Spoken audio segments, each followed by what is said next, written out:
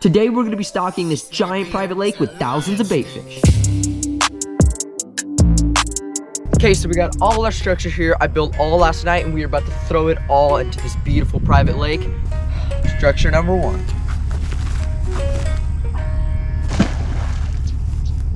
Success.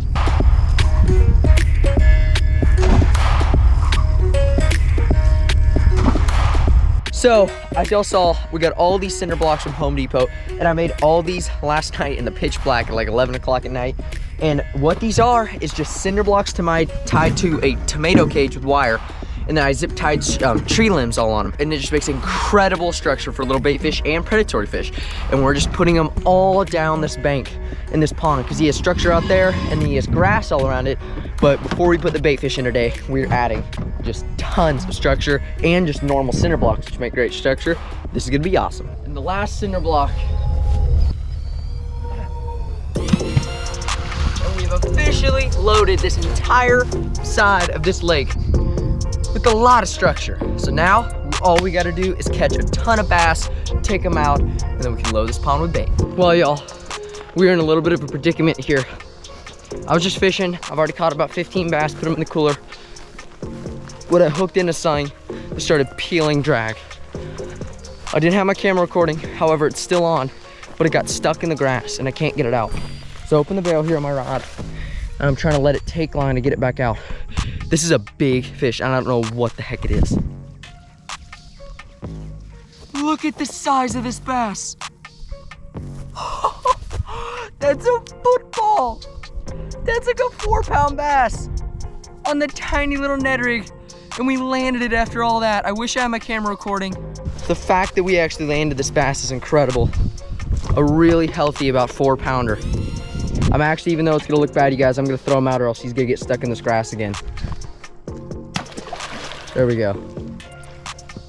Oh my gosh.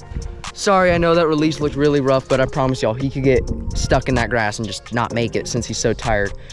That's the biggest bass I've ever caught of this lake in probably 5 years of fishing it, ever.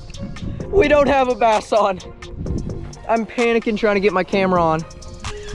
This is not a bass. I don't know what the heck I just hooked into, you guys, but I got 6-pound braid on. It's still on. Camera set up here. Oh my gosh. You guys, we've got him something huge on. I don't know if it's a catfish, a bass, what it is. I think it's still on. Oh my gosh. Oh my gosh. What is this? Oh my gosh. It is a big catfish. What the heck? Look at that catfish. Get a release on this guy, toss him out of the grass. There he goes. Well, that was an unexpected catch, but I'll take it. It's a big fish nonetheless.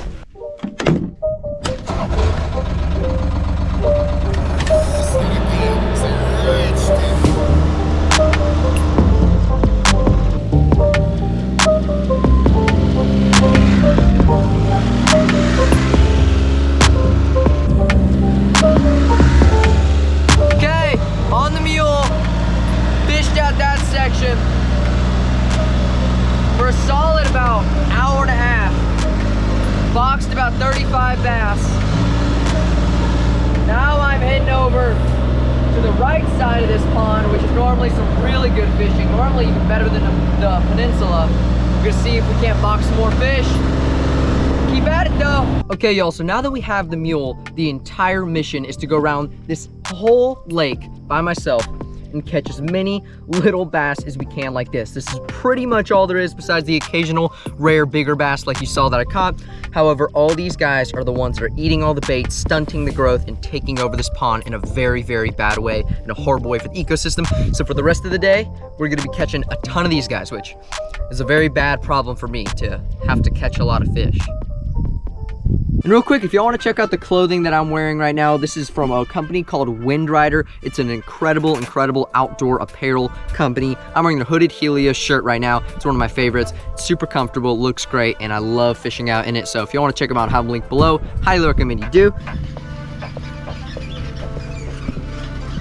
Well, ladies and gents, that is our bait truck. After a couple hours of waiting, it's finally time to stock this pond full of bait fish. So you'll probably get, well, but there's thousands of them.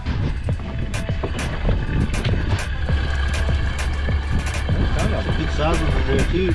The bait truck is officially here, as y'all just saw. All the tanks are ready. They got these pipes, is how they're gonna pump them in. This is so cool. I've seen so many videos and, you know, heard about doing this so much. And as y'all know, I've always had ponds growing up, or always built ponds. If y'all watch the videos, I have a bunch of backyard bass ponds in my backyard. So, and I've always liked stocking them, but with like a bucket. So stocking a real ranch lake with thousands and thousands of bait fish is pretty incredible. Backing the truck up right now, and then what we're gonna, or what they're gonna do is, there's some water, but they're gonna hook up a pipe system that's gonna pump and flood out all these minnows. Starting off with minnows, we have fathead minnows and bluegills is what we're doing. But it's gonna pump them all into the pond, or lake I should say. It's 25 acres, it's a pretty big thing, but fill them all the bait fish in there. We have all our structure piles in, we put in this morning along this bank.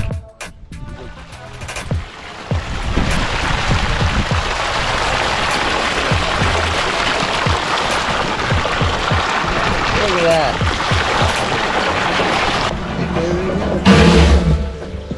Did it? Bastard will be happy now, Doug. Somebody's gonna be happy.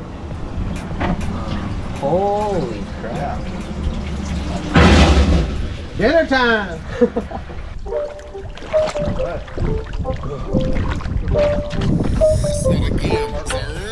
Okay, low number 2. Hey, did I pay for that?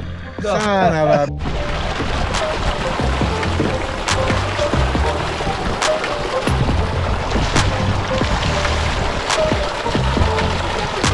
Pumping in the last tank of all the bluegill. This is pretty insane. Thank y'all.